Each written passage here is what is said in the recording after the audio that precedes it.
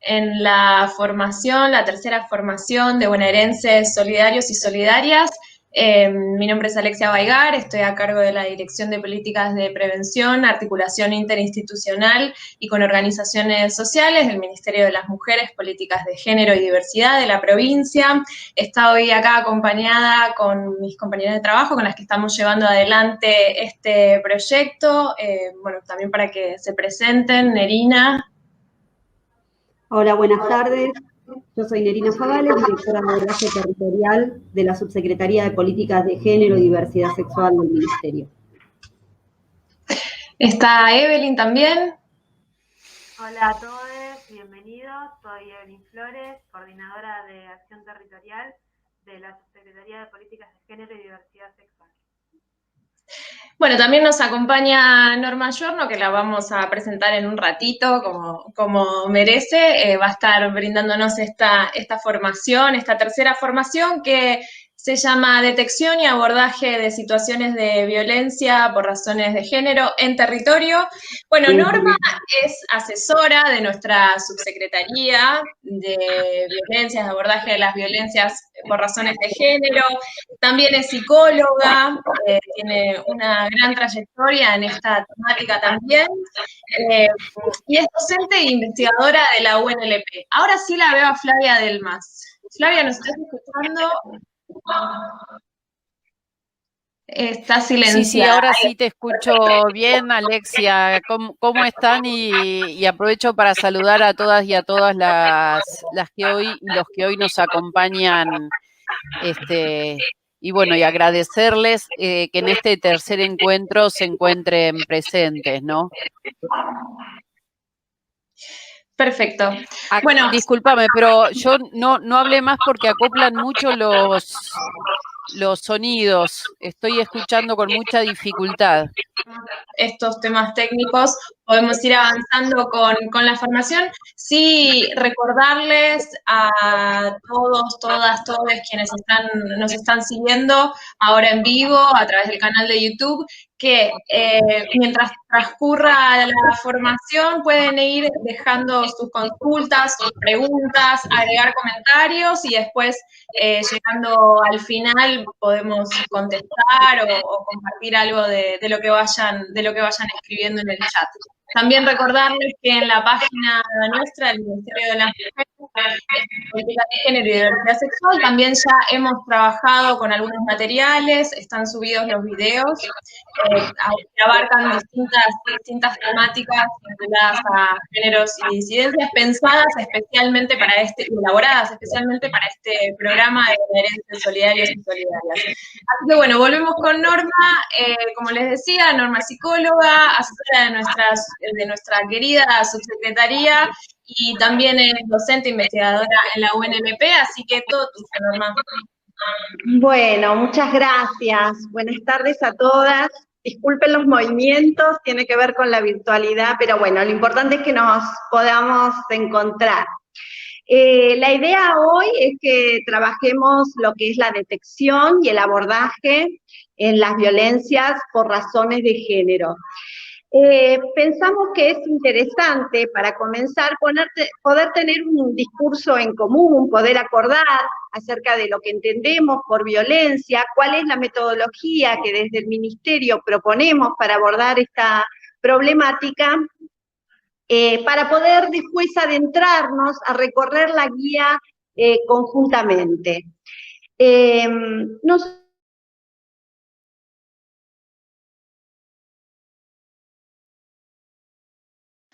No, está muy mal la conexión hoy.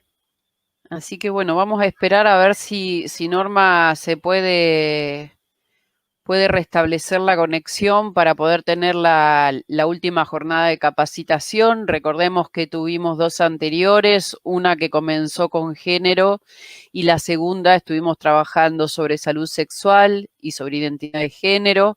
En esta tercera íbamos a trabajar, o es nuestra intención hacerlo, sobre una guía de abordaje e intervención en relación a situaciones de violencia por razones de género. Así que, bueno, esperaremos a ver si Norma se puede conectar, espero que sí, así podemos dar continuidad a la capacitación que comenzamos hace 2 jornadas atrás y poder así cerrar el ciclo que teníamos pensado en esta oportunidad, ¿no? Con otra escenografía. Bueno. Sí, estamos en una realidad en donde la virtualidad nos ofrece estos obstáculos, así que a sortear obstáculos que bueno, que en eso tenemos mucha cancha. Parte de la nueva normalidad. Ahí te escuchamos. Bueno, hagamos de cuenta que recién comenzamos entonces y les comentaba la importancia de poner algunos conceptos en común para que después, cuando nos adentremos en la guía, estemos pensando desde qué situaciones nosotros vamos a recorrer esta guía, a qué mujeres, por qué procesos vienen atravesando estas mujeres para poder recorrer la guía y poder articular con la práctica, con lo que nos encontramos en el territorio. Yo les decía entonces que nosotros entendemos las violencias por razones de género como todas las conductas por acción o omisión, directa o indirectamente, que ocasionan daño a las mujeres y las identidades disidentes. Siempre las mujeres en estas ocasiones son colocadas en un lugar de inferioridad, y esto tiene que ver con un modelo patriarcal, donde la diferencia entre los géneros no solo es vista de modo cualitativo, sino que tiene una connotación jerárquica en la que las mujeres están ubicadas en un lugar de inferioridad. La violencia por razones de género puede darse en diferentes ámbitos. Uno de ellos es el doméstico. Allí la violencia es perpetrada por parejas, exparejas, novios, esposos, relaciones de hecho o de derecho. Y en este sentido, nosotros seguimos a la ley 26.485 en los términos de la modalidad doméstica. Esta ley nombra otro tipo de modalidades que de todos modos es interesante, después cualquier cosa las podemos profundizar, pero sí enunciarlas como la violencia institucional, la violencia laboral, la violencia contra la libertad reproductiva, la violencia obstétrica, la violencia mediática, y se han agregado 2 tipos de violencia que tienen que ver con la violencia política y la violencia callejera, ¿no? El acoso sexual en el ámbito público. ¿Por qué es importante pensar estas diferentes modalidades? Porque muchas veces se entrecruzan y alguien que sufre violencia en el ámbito doméstico también la sufre en el ámbito institucional. Les decía entonces que estas diferentes modalidades, estos diferentes ámbitos donde se cristalizan las situaciones de violencia, muchas veces se entrecruzan.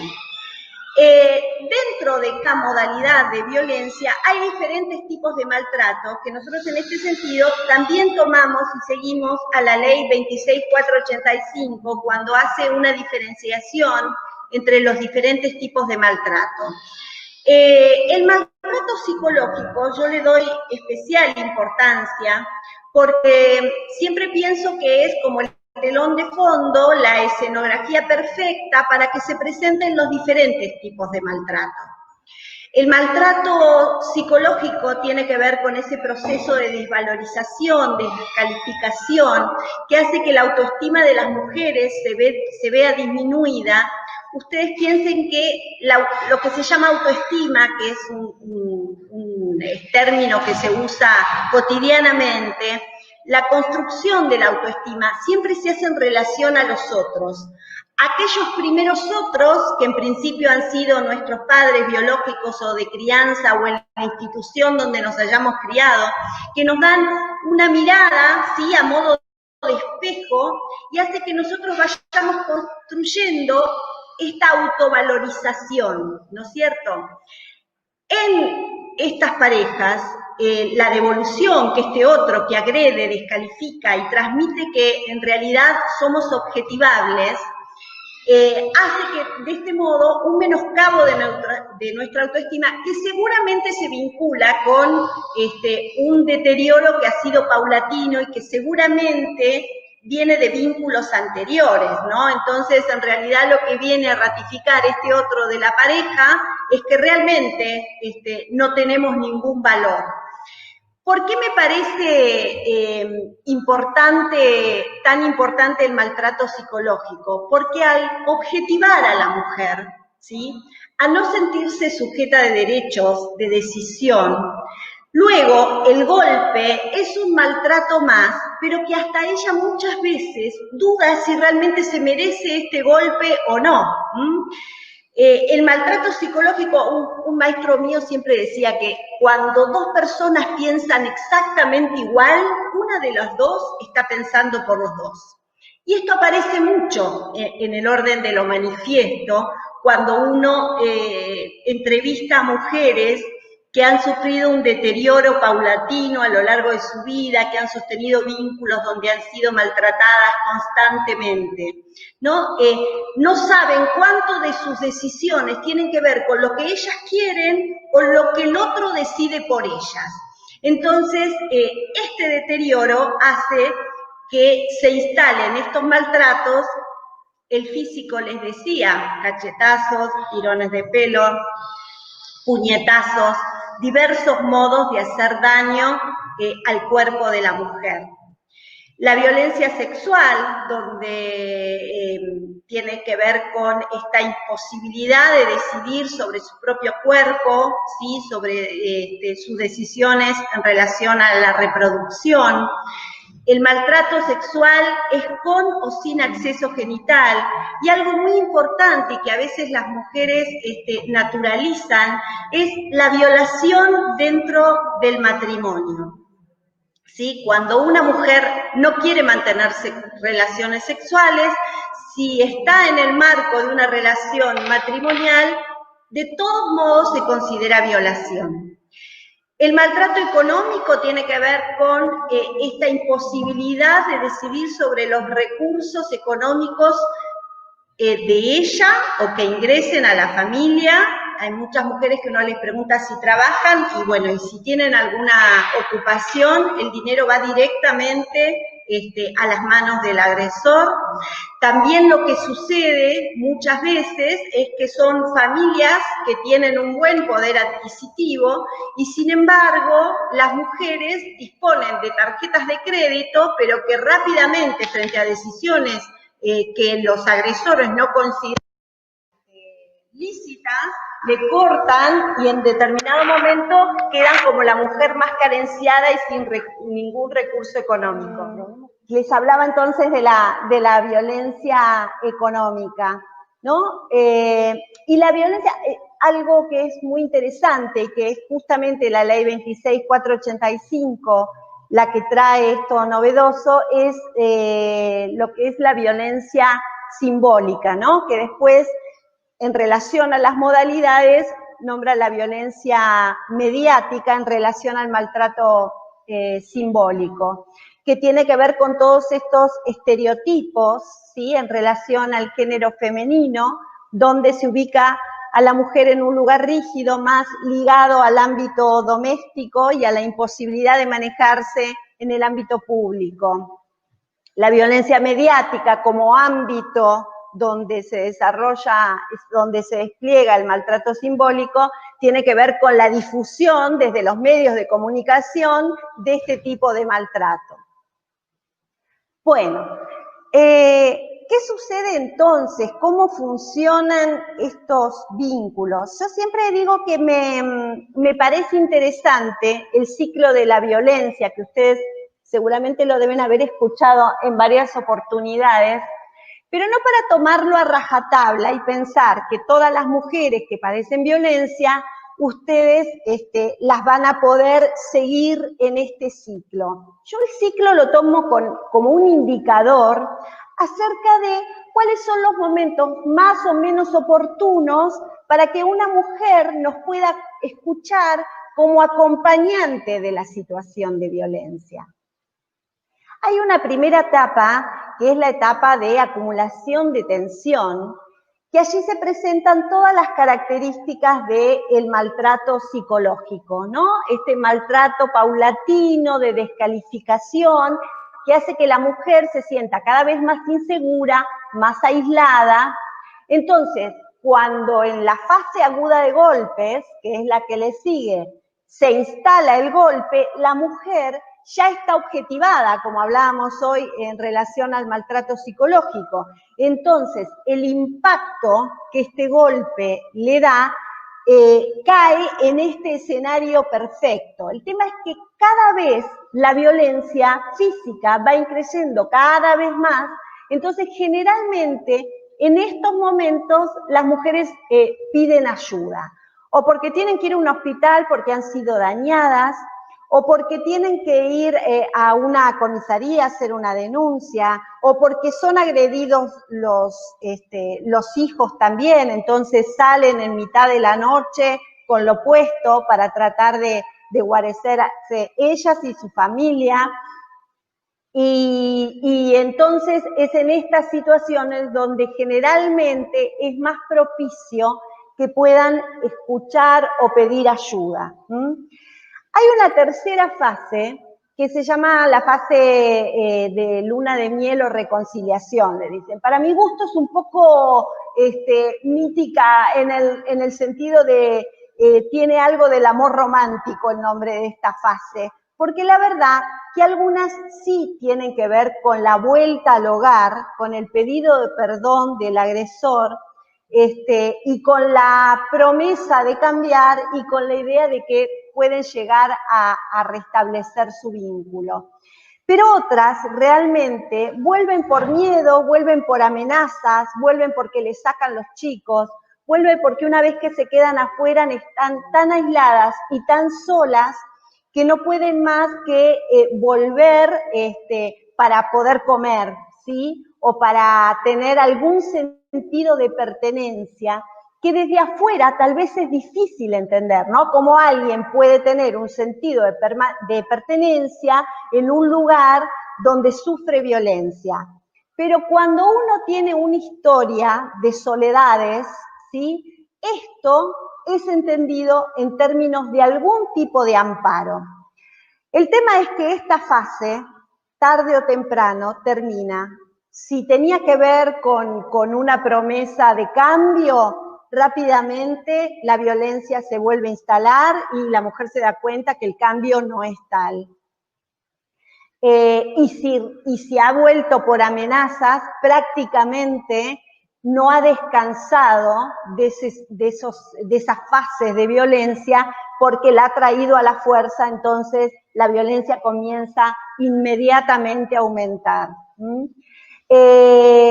Por eso les decía, este ciclo es interesante de pensar para ver cuándo es más propicio que alguien que está en el territorio trabajando pueda incluirse para poder intervenir en el proceso de salida de estas mujeres.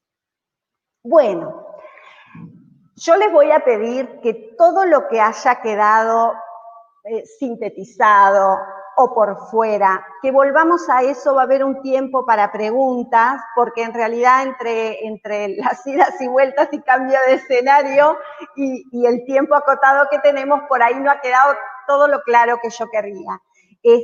La verdad que la idea era poder más o menos imaginarnos en el estado que está una mujer cuando nosotros emprendemos la intervención, cuando nosotros nos proponemos acompañarla, cómo ella podrá ser receptiva o no de esa ayuda, cómo podrá ser receptiva o no de las políticas públicas que estén a disposición, ¿sí?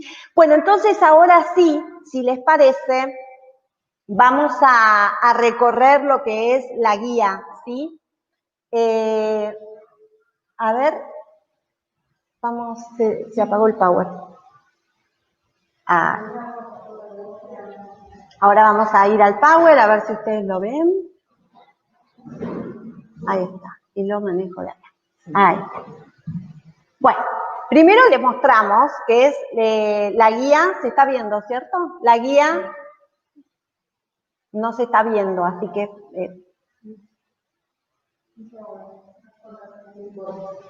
Bueno, me dicen que no se va a ver la guía, así que no importa, se las voy a contar yo, ¿sí? La guía se llama, igual les va a llegar de algún modo, pero bueno, voy a tratar de ser, acá sí vamos a ir despacito, así se puede, cuando ustedes la tengan a mano, la pueden recorrer. La guía es la guía de intervención para el abordaje de las violencias por razones de género. Y entonces, les decía hoy que también me parecía interesante que se entendiera qué entendemos nosotros por metodología desde nuestro ministerio.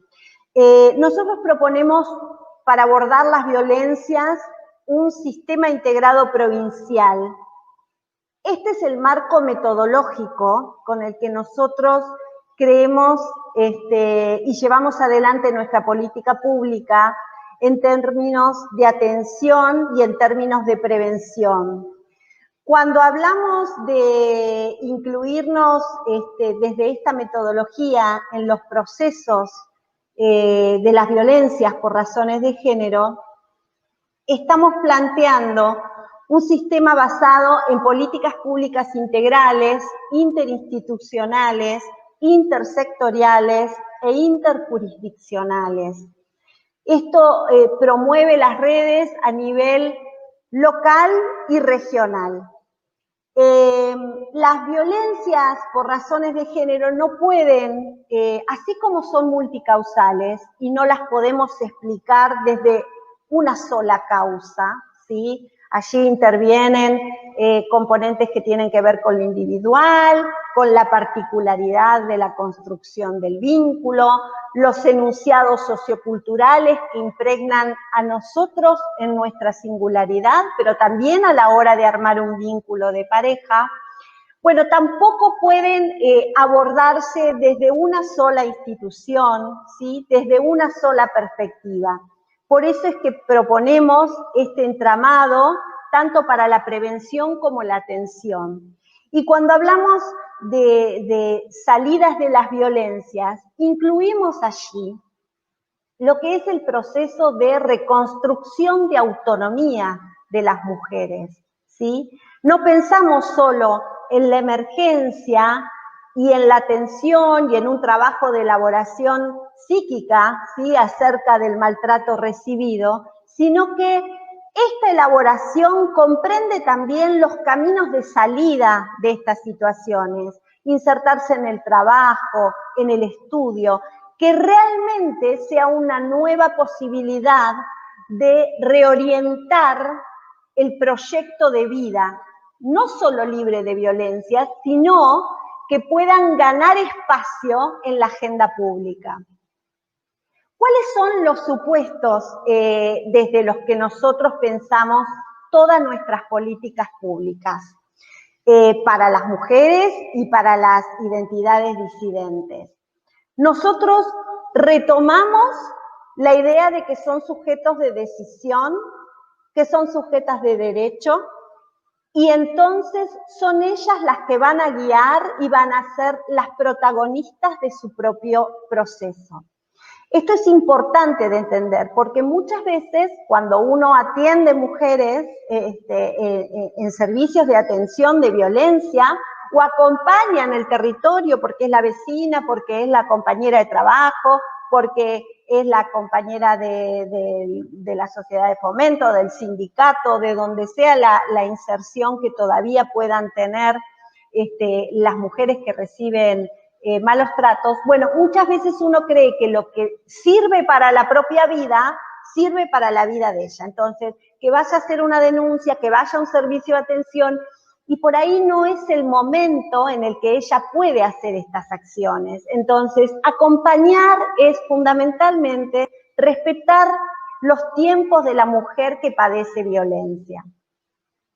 Por otro lado, otro supuesto básico de este sistema, cuando hablo de supuestos básicos, quiere decir cuál es el punto de partida, qué concepción, qué idea de mujer tenemos y qué idea tenemos de la resolución de la problemática. Entonces ustedes, el sistema integrado provincial, lo van a ver presente como metodología en todas las políticas públicas que nosotros proponemos para abordar las violencias, sea cual sea la acción, el programa, el proyecto específico del que estemos hablando. Las salidas de la violencia entenderán entonces procesos singulares, marcados por los tiempos de la mujer, y el abordaje debe hacerse en el territorio al cual pertenece la mujer, ¿sí? Es decir,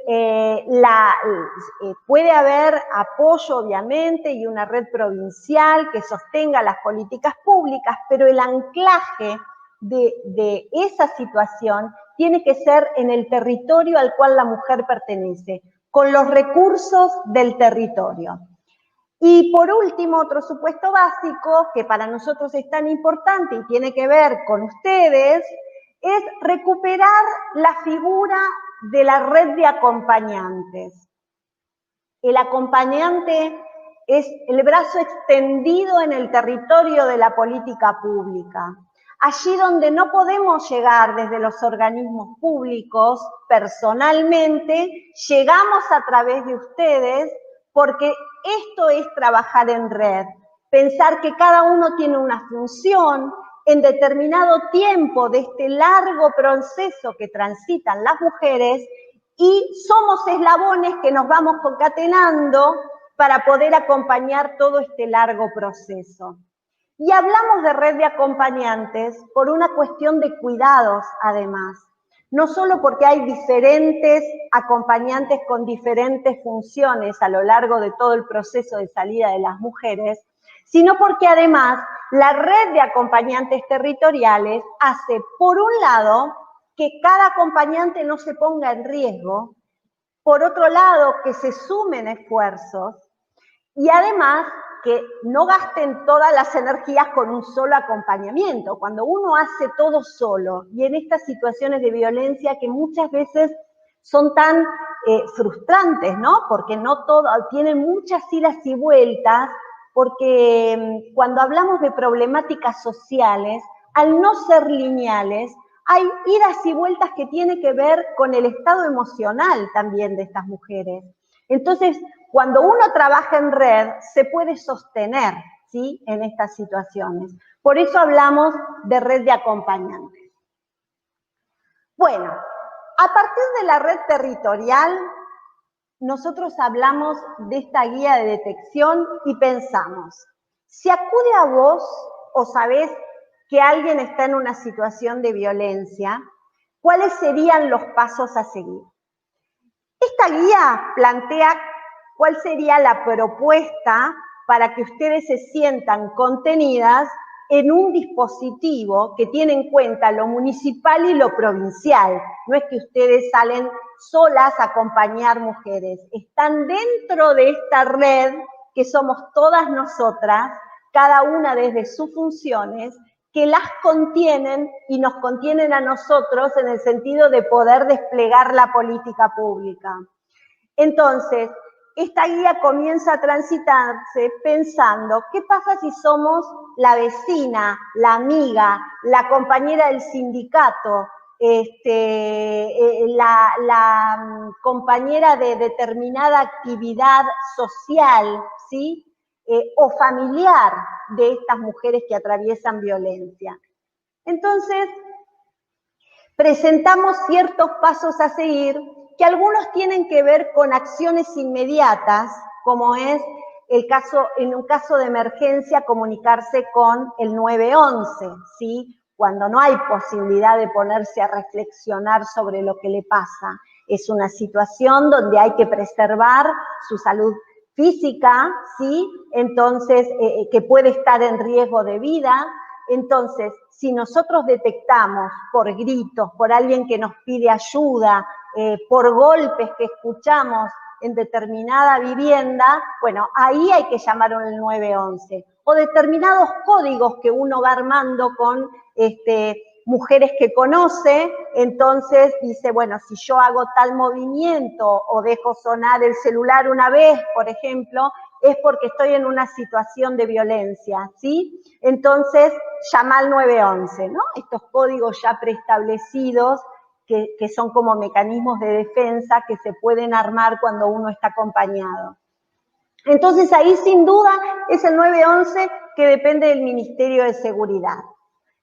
Si uno necesita información, orientación, asesoramiento, allí puede llamar a la línea 144. La línea 144 es un servicio que depende del Ministerio de las Mujeres a nivel provincial, que trabaja los 365 días del año, las 24 horas. Esto incluye fines de semana, incluye feriados, y que en la situación de pandemia, ¿sí? En realidad se han reforzado todas las políticas públicas del Ministerio. Y lo que tiene que ver con la guía, hay una aplicación de WhatsApp y una de Telegram que también le vamos a hacer llegar con la guía, donde están los números, para que las mujeres puedan.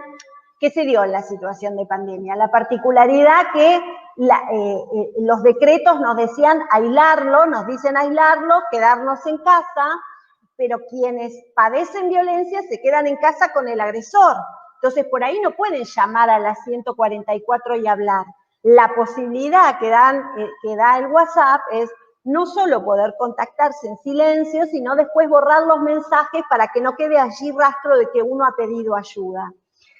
Las operadoras cuentan allí con un recursero de todos los municipios de la provincia de Buenos Aires, donde si una mujer llama de Chivilcoy le dan al recurso de Chivilcoy, lo mismo el Partido de la Costa, y así los 137 municipios.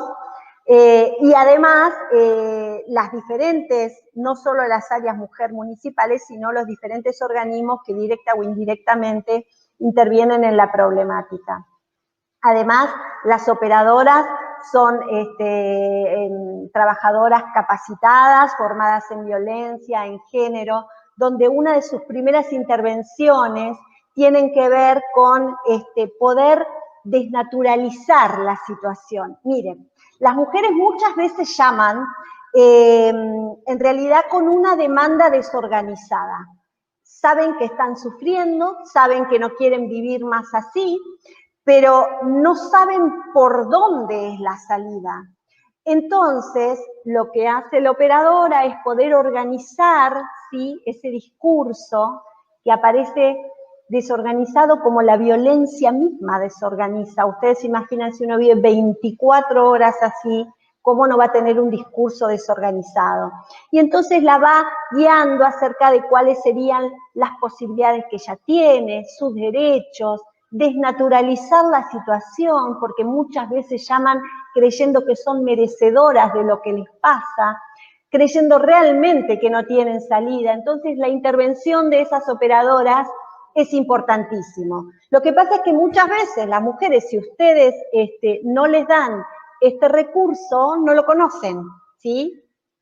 A uno le parece que está muy difundido, pero a veces se confunde y se cree que allí se hacen denuncias y allí no se hacen denuncias. En todo caso, podemos hablar de denuncias simbólicas en el sentido de que, bueno, a partir de allí empiezan a sacarle el velo a esa situación de violencia que padecen.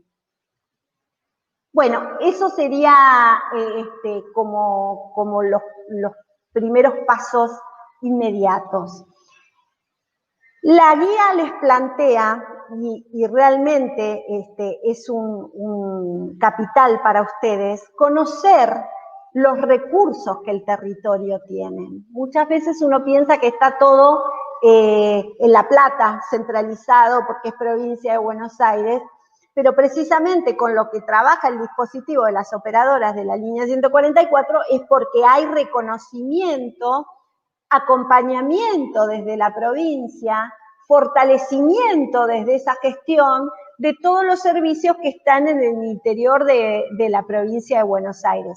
De hecho, el nuevo programa que ha presentado nuestra ministra, Comunidades sin Violencia, uno de sus ejes es el fortalecimiento de los equipos interdisciplinarios en todo el territorio de la provincia de Buenos Aires, ¿sí? Entonces es importante conocer esos recursos. En el municipio, ¿qué figuras ustedes tendrían como principal apoyo para las mujeres que padecen violencia? El área género o de políticas de género, o que a veces lo toman como no hay área género y no hay políticas de género, a veces toma la demanda el servicio local, aunque sean cuestiones que nosotros con nuestra política vamos a revertir. Hasta hace muy poco esto era así. Entonces tienen un servicio que generalmente tienen profesionales de diferentes disciplinas. Ustedes saben que esta temática se tiene que abordar interdisciplinariamente. Y se espera que desde esta área género o desde esta área del municipio que toma la problemática, se convoque a lo que es la mesa local intersectorial. La mesa local intersectorial es convocada, lo esperable es que se haga desde el municipio, pero cuando el municipio deja vacante esta figura, precisamente como es una política pública necesaria, se hace desde otros lugares que tienen intervención en la problemática, y allí se convoca a todas las organizaciones, instituciones que tienen intervención directa o indirectamente en la problemática, sean municipales o sea la inscripción de la provincia de Buenos Aires, por ejemplo, lo que serían las comisarías de la mujer, también están presentes en estas mesas. El objetivo de la mesa local intersectorial es construir la política pública a nivel del municipio, ¿sí? Fortalezas y debilidades del municipio en materia de las violencias por razones de género. ¿Cuáles son las políticas públicas que hace falta implementar? ¿Cuáles son las políticas públicas que hay que reforzar? Ponerse de acuerdo en un marco teórico acerca de cómo se abordan estas situaciones de violencia. Articular, obviamente, con la provincia de Buenos Aires, ya que, así como hay mesas locales, nuestro ministerio convoca a la mesa intersectorial provincial, donde allí son convocados todos los organismos a nivel provincial, ¿sí? Que después realizarán los pronunciamientos político-técnicos rectores a cada municipio. ¿Qué quiero decir con esto? Por ejemplo, Ministerio de Salud, que se cumplan los protocolos de violencia en todos los hospitales provinciales.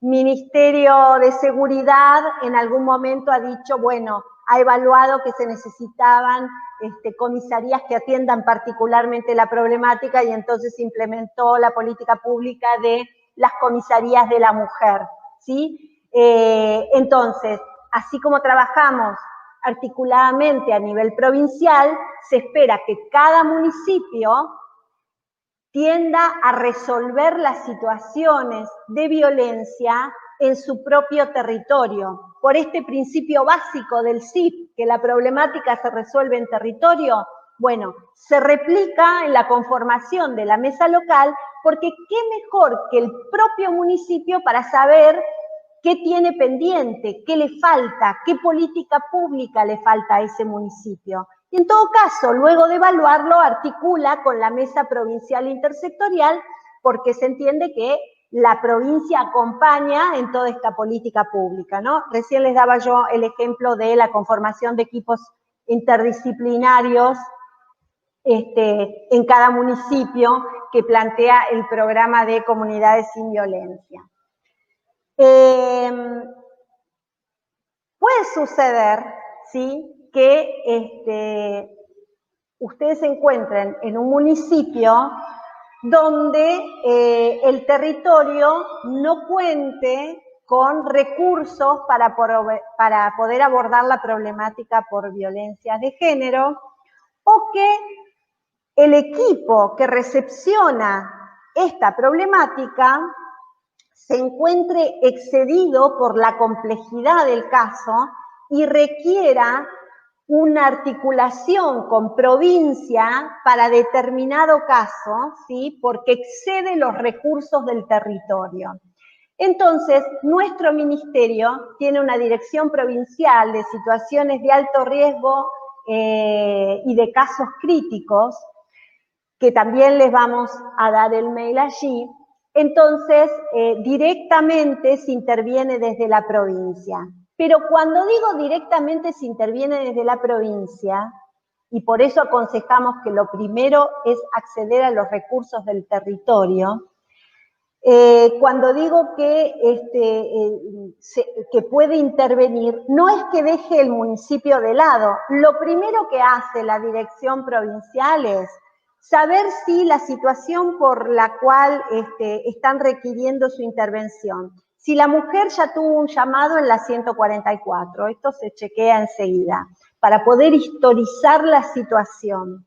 Por otro lado, se llama, si hay área local, y no es el área local la que llamó, sino una organización, rápidamente se devuelve el llamado al territorio, porque en realidad hay que articular allí y después provincia acompaña. Pero si nosotros fragmentamos a la mujer, y entonces intervino en el municipio y como no nos quedamos tranquilos con la intervención que tuvo el municipio, vamos por otro lado sin que el municipio sepa y le mandamos un mail a casos críticos. Cuando quieren acordar son muchos profesionales que están trabajando en la misma situación sin enterarse entre ellos. Y esto lo único que hace es desgastar a la mujer, desgastar los recursos. Cuando uno interviene en una situación, está dejando entre paréntesis otra. Uno como acompañante se desgasta, porque esto es lo mismo que le pasa a las mujeres. Cuando las mujeres no transitan su proceso organizadamente, esta es una de las cosas que nosotros, más valiosas con las que las podemos acompañar, a organizar su proceso. Miren, yo trabajé muchos años en un equipo de atención y por ahí las mujeres llegaban y ni se acordaban de la cantidad de cosas que habían hecho. Decían, ah, sí, yo una vez hice una denuncia, no sabían que había quedado esa denuncia. Y yo también una vez fui a tal servicio que no se acordaban bien cuál era. Entonces, todo eso le llevó esfuerzo. ¿Quién sabe con quién dejó los chicos? ¿A dónde consiguió plata para poder ir hasta ese recurso? Lo que le habrá costado emocionalmente ir a hacer una denuncia o pedir una perimetral, ¿sí? ¿Qué pasaba? Como esto no fue dentro de un proceso organizado, ¿no? Las acciones espasmódicas, las acciones sin organización, nos desgastan a todos, a quienes acompañamos, a quienes intervenimos desde los servicios, principalmente a las mujeres, que son las que tienen que volver a la casa y soportar estas situaciones, y siempre tenemos la mitad de la eficacia que podríamos tener si nos organizáramos con los mismos recursos. Entonces, esta propuesta es entendida, de la guía es entendida en estos términos, ¿no? Bueno, esto es lo que hay, esto es lo que tenemos, esto es lo que vamos construyendo. Pongámonos de acuerdo cuando el acompañante en esa parte del proceso es con la mujer la figura fundamental en el acompañamiento, porque si el acompañante no detecta esta situación, por ahí la mujer nunca llega a un servicio de atención. Por ahí nunca tiene la línea 144 como para llamar. Por ahí nunca se entera de sus derechos. Entonces, no hay política pública que pueda llegar a las mujeres, muchas veces, si no hay una buena detección en el territorio. Ahora, después es importante que ese acompañante que estuvo en el primer tramo pueda derivar. Ahora, pueda derivar certeramente, ¿sí? Pueda derivar a servicios donde la mujer vaya y se encuentre con lo que le dijeron que se iba a encontrar. Entonces, organizando las acciones, se tiene siempre el doble de eficacia y para quienes intervenimos desde el lugar que sea, nos da mucha menos frustración. Ya bastante frustrante es la situación que atraviesan estas mujeres, ¿sí? Bueno, entonces para eso está la dirección provincial que depende de nuestro ministerio. La guía después lo que plantea es, en caso de abordar una situación de violencia, es importante evaluar el riesgo para pensar el abordaje. Cuando nosotros les decimos evaluar el riesgo, en el territorio es una primera evaluación. Después, cuando llega al equipo interdisciplinario de atención, seguramente tendrá otro tipo de evaluación de riesgo más ampliada y que permitirá tomar otras decisiones. Pero sí es importante detectar estas primeras variables de riesgo para poder pensar los tiempos que tenemos para intervenir.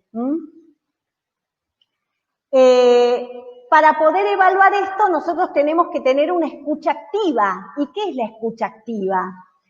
Poder escuchar más que hablar, ¿sí? Y poder inferir de lo que escuchamos. ¿Qué quiero decir con esto? Que muchas veces las mujeres no se dan cuenta que están en riesgo, ¿sí? ¿Por qué? Porque quien sobrevive en estas situaciones mucho tiempo y las naturaliza, les parece que hasta pueden, muchas veces pueden controlar, ¿sí? En qué momento él se va poniendo más violento, entonces en ese momento se van con los chicos, ¿no? Entonces creen que pueden controlar estas situaciones. El tema es que siempre hay un sesgo que no se puede prever, que no lo podemos prever ni de los equipos ni de las acompañantes, pero muchas veces queda muy invisibilizado, ¿sí? Entonces aparecen estas situaciones, sí, pero me tajió, pero sabía que no me iba a matar, era solo para hacerme doler, ¿sí? Entonces uno dice, bueno, pero acá, día por medio, estamos con un arma blanca de por medio y esta mujer no lo puede evaluar, no lo puede ver por su estado emocional como una situación de riesgo. Entonces, esta escucha nos permite inferir también el estado en el que se encuentra la mujer. Ahí pusimos nosotros en esta guía la importancia, en principio, de poder identificar los diferentes tipos de maltrato, ¿no? Psicológico, físico, sexual, económico y simbólico, del que hablábamos hoy, que si quieren después los profundizamos. Y algunos indicadores de riesgo, ¿sí? Nosotros les pusimos algunas preguntas que podrían estar ahí flotando en nuestras cabezas cuando escuchamos, pero seguramente habrá muchas más, y si llega un equipo interdisciplinario lo harán con mayor profundidad también, con otro tiempo y ya con la mujer en otra situación, ¿no? Porque, a ver, no es lo mismo no poder llamar a la línea 144 porque no se quiere hablar del tema, y no es lo mismo ya haber podido llamar a la línea 144, tener el recurso y llegar hasta el recurso. ¿Por qué digo esto? Porque todo esto es un esfuerzo tremendo para quien padece estas situaciones. Algunas pueden hacerlo y otras no. Pueden vivir esas situaciones, pero no se pueden escuchar relatarlas, ¿sí? Entonces, estos son los tiempos, por eso son procesos tan singulares, porque ustedes se van a poder encontrar con mujeres que arremeten con todo, ¿sí? Que yo hago la denuncia porque, bueno, esta vez tocó a los chicos y ahí esto es lo máximo que yo puedo soportar. Pero también se van a encontrar con mujeres paralizadas, ¿sí? Donde uno realmente, a modo de yo auxiliar, las va sosteniendo hasta la puerta del servicio, ¿sí? Entonces, es importante tener en cuenta esto. ¿Qué preguntas, les decía yo, podían estar ahí flotando acerca para poder evaluar, para tener algunos indicadores de riesgo? ¿El agresor tiene armas? ¿Consume sustancias problemáticas? Y estas sabemos que no son las causas de la violencia, pero sí que pueden exacerbar la violencia. tiene antecedentes penales, es decir, ya tiene antecedentes penales por situaciones de violencia con otras parejas o por alguna otra situación. Ha transgredido medidas de protección, es decir, en algún momento se han pedido medidas de protección y él no puede aceptar estos límites, que las medidas de protección, porque no es un dato menor, ¿sí? Que alguien pueda incorporar la ley como un límite y respetar una perimetral que no respetarla y hacer de cuenta que la ley no existe. Esto nos habla de otras características del agresor. La ha amenazado de muerte, ha intentado matarla, ¿sí? Todas estas son algunas de las preguntas que nosotros nos podríamos hacer en relación a poder evaluar el riesgo del agresor. Pero muchas veces el estado emocional de quien padece la situación de violencia también es un indicador de riesgo. Uno le decía yo recién, ¿no? El no poder registrar el riesgo, ¿sí? El naturalizarlo.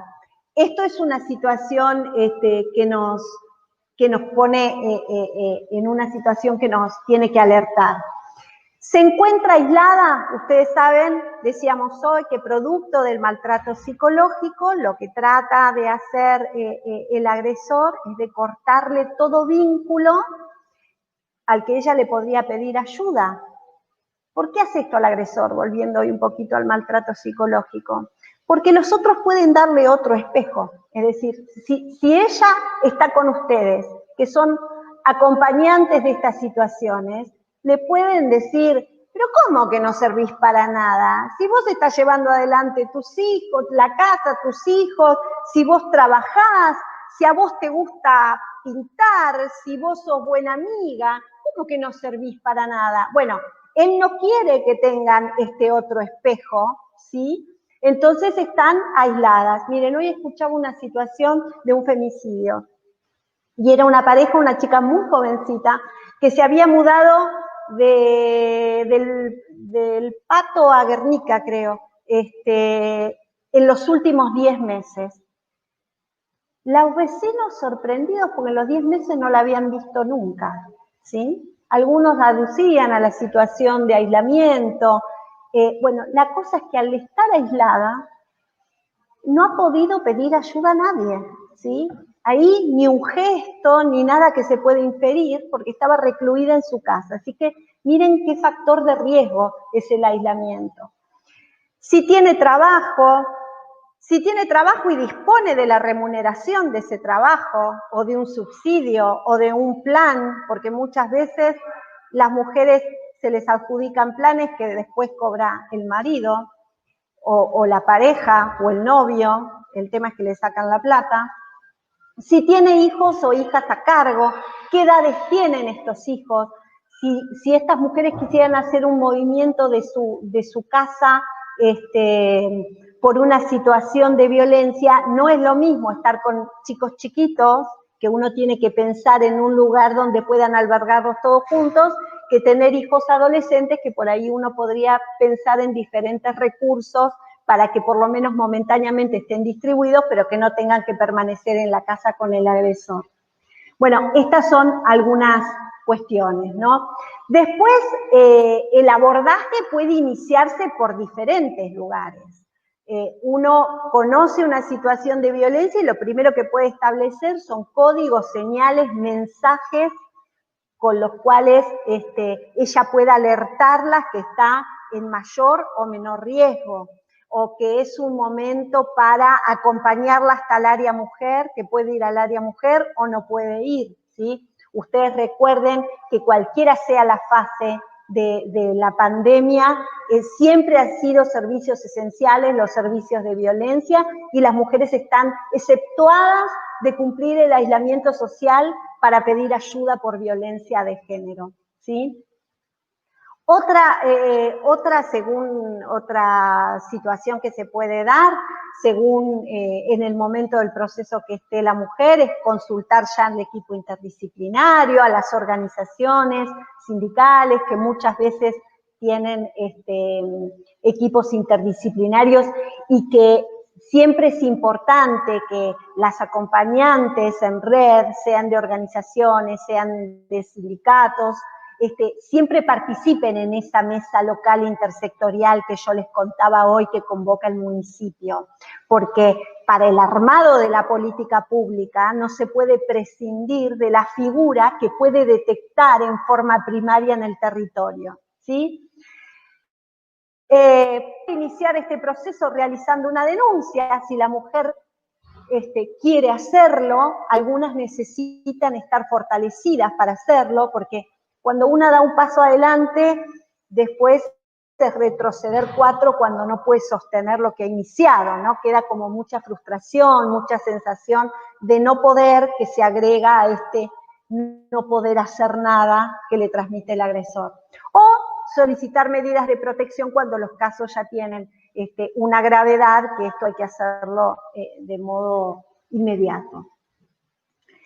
Es importante con ella reconocer la red de amigas y amigos que puede haber quedado, la familia, cuando la familia es un recurso, porque sabemos que a veces las familias no son un recurso, las familias son alguien que reenvía, ¿sí?, a las situaciones de violencia.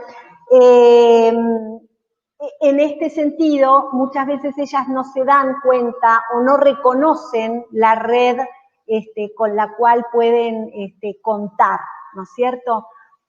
Cuando ya las han ayudado y ellas no han podido responder a esta ayuda, por esto de no poder sostener y la han ayudado en la fase 2 que hablábamos hoy del ciclo de la violencia y luego vuelven por la razón que sea, ellas muchas veces sienten que defraudan a quienes las han ayudado, entonces por vergüenza no se animan a pedir ayuda. Y muchas otras veces, si quienes las han ayudado no conocen de estos idas y vueltas, por eso es tan importante charlarlo con ustedes, estos idas y vueltas que tiene la problemática, ¿qué sucede? No la quieren ayudar la próxima. No, bueno, que se arregle sola, por la otra vez la ayudé y él me vino a increpar a mí. Entonces, no hay que hacer por ella, pero tampoco hay que exponerse. Entonces, no es necesario enfrentarse al agresor. Por eso hablamos de acompañantes en red y por eso hablamos de los servicios que tienen que contener estas situaciones, ¿sí? El tema es poder detectar y acompañar con recursos, no exponerse como acompañantes. Bueno, si nosotros presentamos el caso, o porque no hay recursos, entonces lo presentamos directamente en la Dirección Provincial del Ministerio. O la mujer no se anima a ir al área mujer, pero nosotros como acompañantes creemos que puede estar en riesgo. La mesa local en realidad arma la política pública, así que por ahí lo que ustedes van a encontrar son a los integrantes de la mesa local, ¿sí? Si participan, pueden llevar el caso. Pero la idea no es que en la mesa local se resuelvan cada caso, sino que se arme la política pública para resolver la diversidad de casos que se presenten. Les decía, hay que tener como en cuenta cierta información para presentar la situación de violencia, ese caso que protagoniza una mujer determinada. Entonces, es importante siempre tener nombre y apellido, no se preocupe porque todo esto está en la guía, ¿eh? Nombre y apellido de contacto de la persona que está derivando, es decir, ustedes presentan un caso y después el equipo interdisciplinario, por ejemplo, las quiere contactar para seguir trabajando en red esto, tiene que haber algún indicador de quiénes son ustedes y cómo contactarlas. El nombre, apellido, DNI, contacto y dirección de quién padece la situación de violencia. Si tiene hijos, si los hijos son chiquitos, porque cuando son niños o niñas, tal vez el caso haya entrado por el servicio local, entonces la idea es que no se duplique, que podamos pensar en esta familia haciendo foco en la mujer o haciendo foco en los niños y niñas, pero resolverlo de un modo conjunto, en red, ¿sí? Como proponemos. Y después, alguna descripción de la situación, que pueden ser estas situaciones de evaluación de riesgo, de la que hablábamos, los tipos de violencia, que están presentes en la situación, si se han hecho denuncias previas, si se han tomado medidas, bueno, todo esto es importante. Y cualquier otro dato que ustedes crean que se considera de relevancia. En todos los casos es de extrema importancia cuidar los datos, que no circulen en las redes, ¿no? La guía menciona esto particularmente, que no circulen en las redes porque la información ahí va perdiendo valor. Ustedes piensen que la información que va por las redes, muchas veces, tiene que ver con la parte más íntima y dolorosa de las mujeres que transitan las situaciones de violencia. Entonces, es tan importante que ustedes puedan tener reserva para esto y que solo tengan los datos de identidad aquellos que van a intervenir directamente en el caso, ¿sí? Y que no se multiplique y amplifique por las redes, porque esto además, nuevamente, desorganiza la intervención. Muchas veces se sobreinterviene porque intervienen de un lugar y otro sin saber que desde otros organismos se lo está haciendo. Entonces desorganiza todo este proceso que venimos planteando desde el comienzo, que sería nuestra guía, ¿no? Poder plantear un proceso organizado de salidas de las violencias, organizado e integral. Bueno, por ahí quedaríamos con la guía para poder seguir charlando. Yo reitero la importancia de que todas ustedes estén en el territorio como el brazo extendido de nuestra política pública, ¿sí?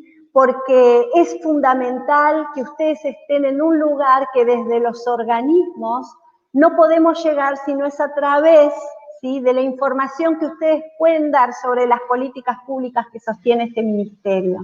Así que les agradezco mucho la atención, les pido disculpas por internet, que ha complicado un poquito la cosa en la comunicación, pero espero salvarlos si hay alguna pregunta que quieran hacer para ser más clara de lo que he querido hacer. Muchas gracias.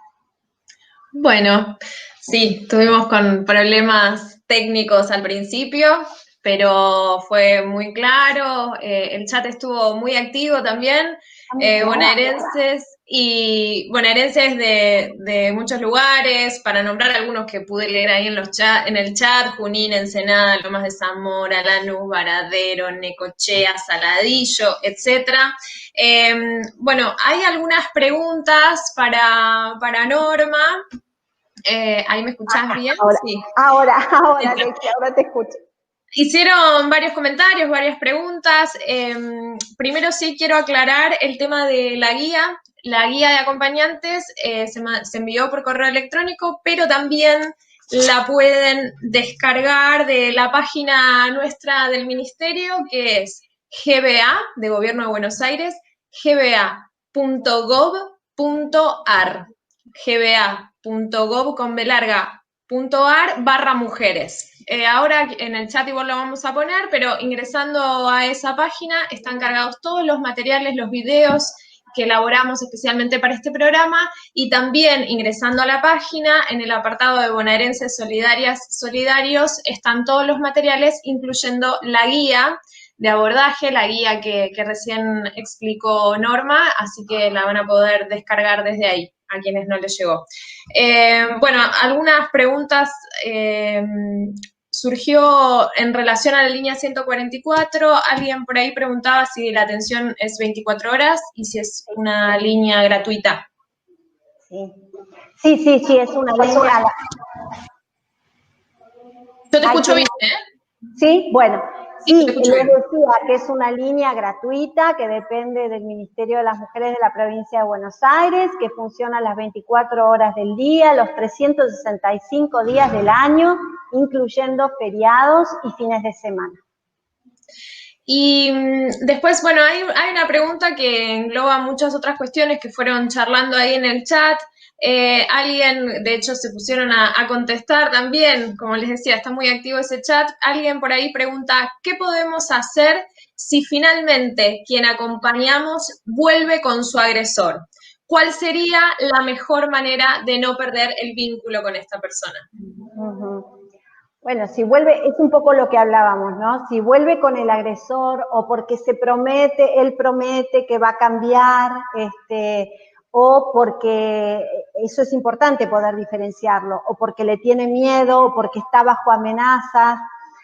Si es el primer caso, la verdad que nosotros tenemos la experiencia que los ciclos se repiten, así que evaluando el riesgo, hay que poder esperar otra ocasión para poder intervenir. Lo que sí es seguro es poder sostener el contacto, ¿no? Por esto que yo les comentaba recién, muchas veces las mujeres se creen que están en deuda con quienes las acompañan, ¿sí? Que si no hacen lo que ella les dice, en realidad los está defraudando.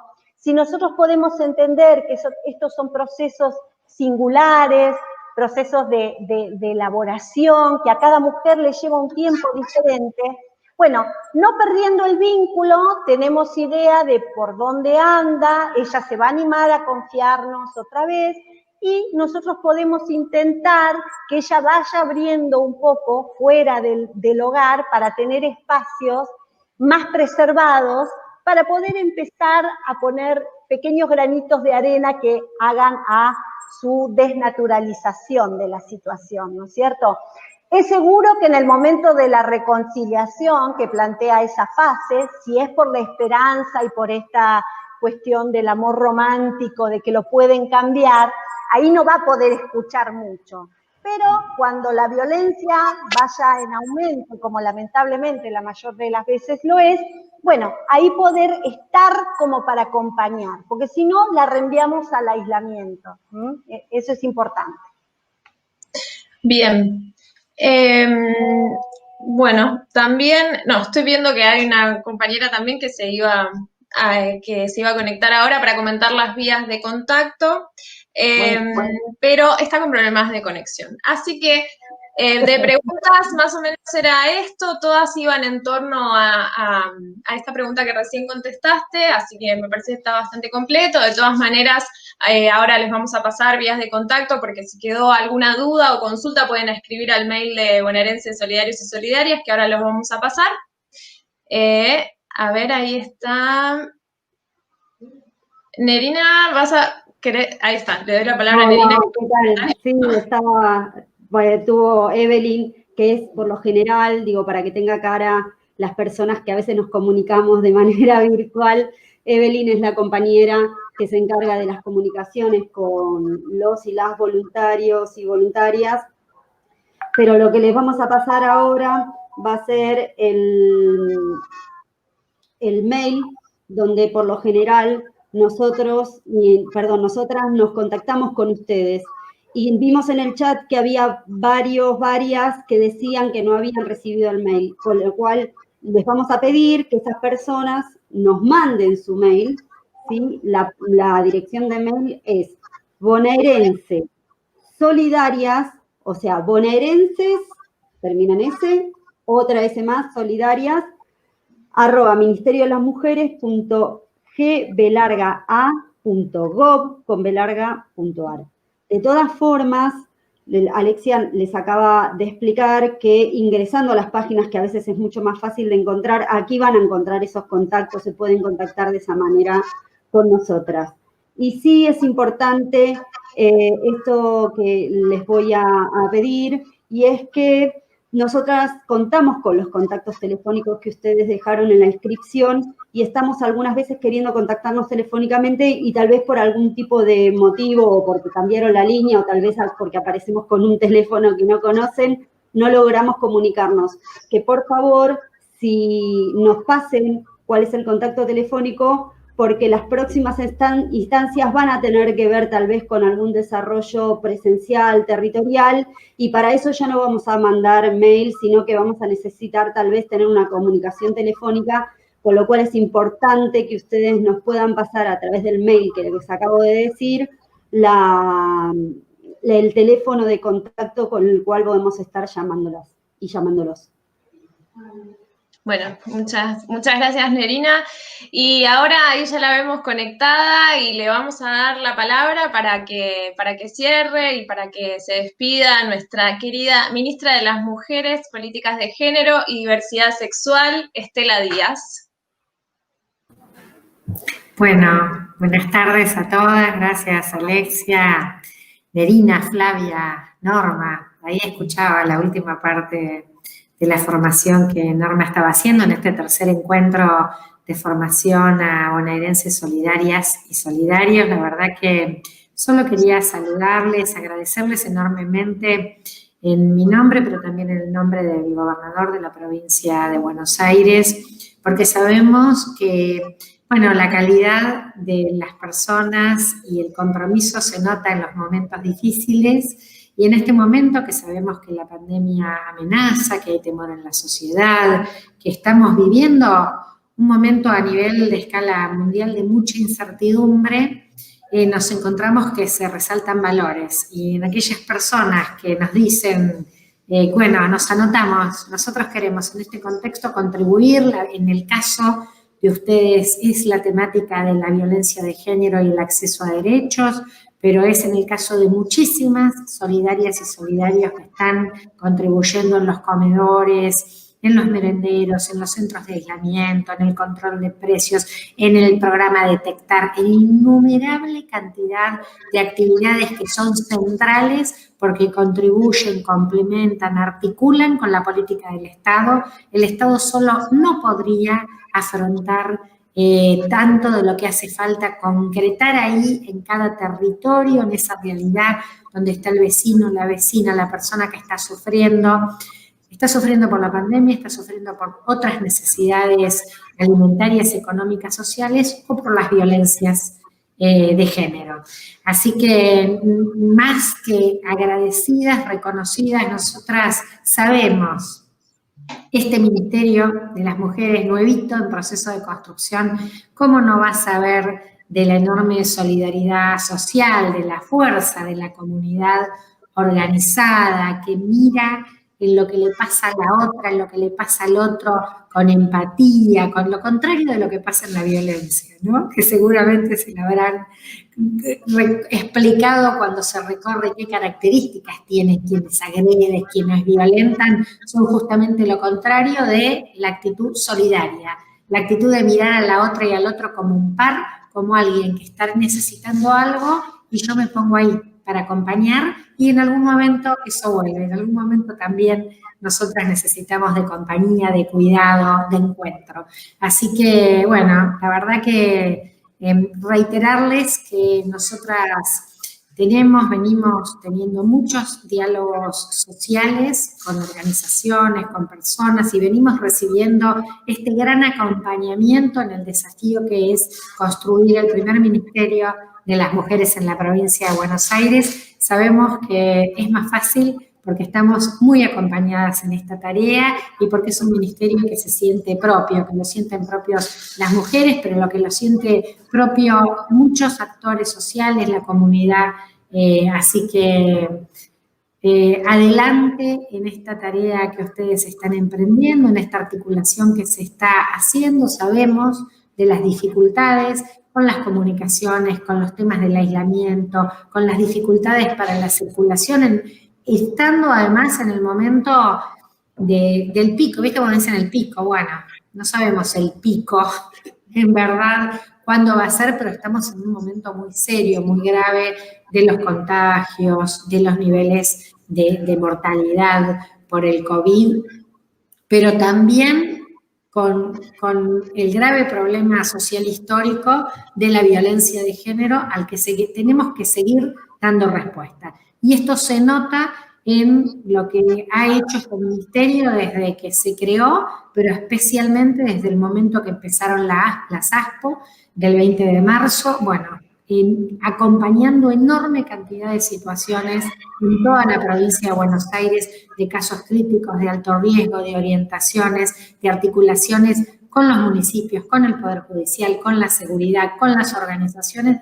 Hay que seguir por ese camino y ya ir también en algún punto pensándonos en cómo toda esta fuerza solidaria va a ser parte de las respuestas que se construyen en el camino de salida de la pandemia y de estas medidas tan excepcionales que estamos viviendo. Así que saludarles, agradecerles el compromiso con las personas que sufren violencia y el compromiso por el acceso a a los derechos de manera real y concreta. Buenas tardes para todas, todos y todes. Bueno, muchas gracias, ministra Estela Díaz, por tus palabras, Flavia Delmas, nuestra subsecretaria de Políticas contra las Violencias por Razones de Género, Norma, por la capacitación siempre tan clara, y bueno, al equipo de comunicación que está ahí atrás, Nerina y Evelyn, y bueno, seguimos comunicados entre el Ministerio, entre nosotras, y los bonaerenses y las bonaerenses solidarios y solidarias. Muchísimas gracias.